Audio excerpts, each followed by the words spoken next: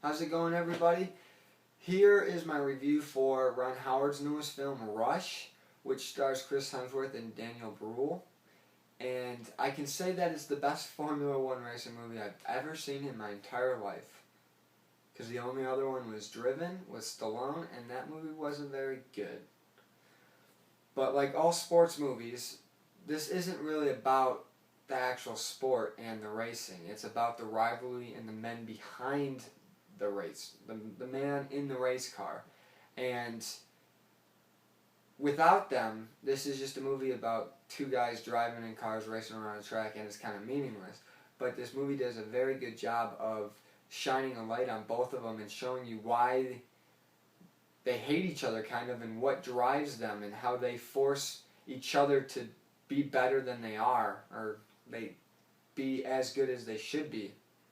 And they kind of motivate each other even though they're enemies. Enemies. I don't know if I mispronounced that earlier.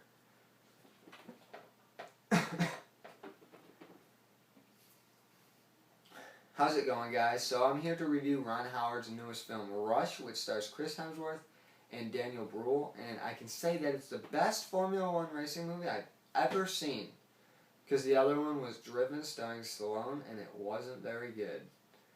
But like all sports movies, it's not about the actual race car driving that makes the movie so good. It's about the two guys that are in the car that make it so compelling. Otherwise, it's just cars driving around the track, and that can kind of get boring. You might as well just watch NASCAR on TV in real life. And this film does a good job of showing you the two characters and letting you into their lives and showing you from their beginnings how they get to the top and become great rivalry. And the problem with the first half of the movie, which is still good, but I didn't enjoy it nearly as much as the second half, is these two guys, Niki Lauda and James Hunt, kind of buy their way up into F1 racing, because they start off in F3 and they get a little race in to kind of get them to hate each other. And when one character buys his way into F1, the other decides to do it. And so the first half is a lot of setup to the actual races, and it shows them like building their cars and making them better and enhancements and getting sponsorships and brokering all kinds of deals. And it doesn't actually show a lot of racing. Every time it goes to the start of the races, it kind of does a montage shot and then shows the standings and reveals who won.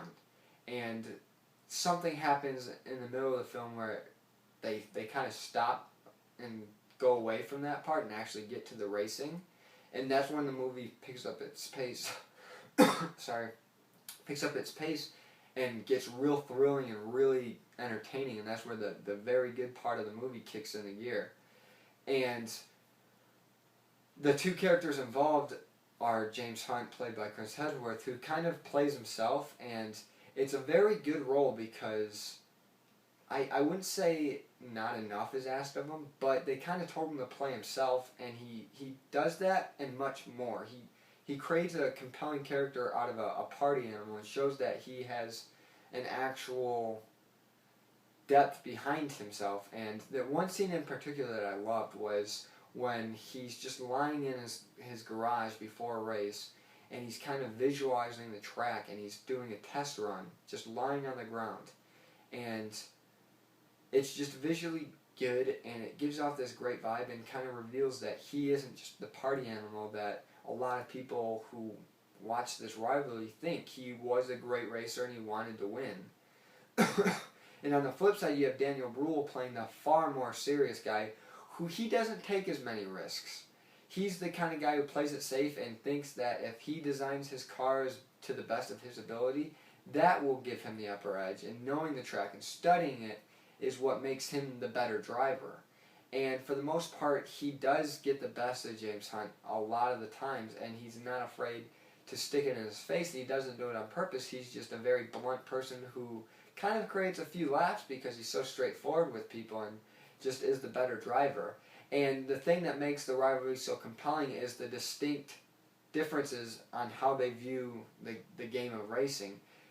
Niki Lauda doesn't like risks. He tries to bring as little risk into his driving as possible, and that's how he wins, and that's how he wants to race.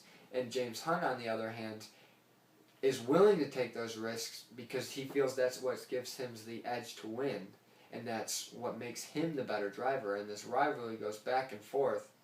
And for the most part, like I said, Niki Lauda gets the best of him, but things happen that gives James Hunt an opportunity to get back into the point standings. And the very last race of the movie is a very good one because it does a lot of things against the grain that you would expect the movie to do, and it doesn't. And a lot of these races take place in the rain, and the shots, the inside view, the point of view shots, and just the actual shots of them racing around the track are so intense because you don't want them to crash, and this does a good job of placing you in the scene and making it feel real, and you're watching guys really race around this track, and they sit on a combustible engine that could explode and just kill them in an instant with one little bad turn. And that final race is great and so thrilling, and it was a very unexpected turn for me because it just did something that I don't want to spoil, but it just did something I did not expect, and it was a very worthwhile ending, and it was a great finish to a very dramatic last hour of the movie, and it revealed a lot about the two characters and how they pushed each other to become better racers and into becoming one of, I guess, Formula One's best rivalries of all time, according to this movie and the few things I've read up on it.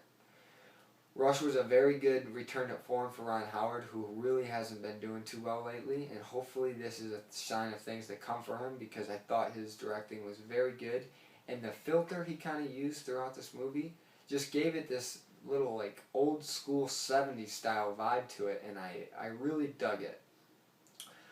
For Rush, I'm going to give it an 8.5 out of 10. I really loved the second half. And had the first half been a little better, it might have actually been a 9 and one of the best movies of the year, but instead it's just a very, very good movie. Almost great. And I very highly recommend you see the movie. Comment down below and tell me what your anticipation for the movie is. And if you like my review, give me a subscribe and thumbs up. And until next time, guys, I'll see you later.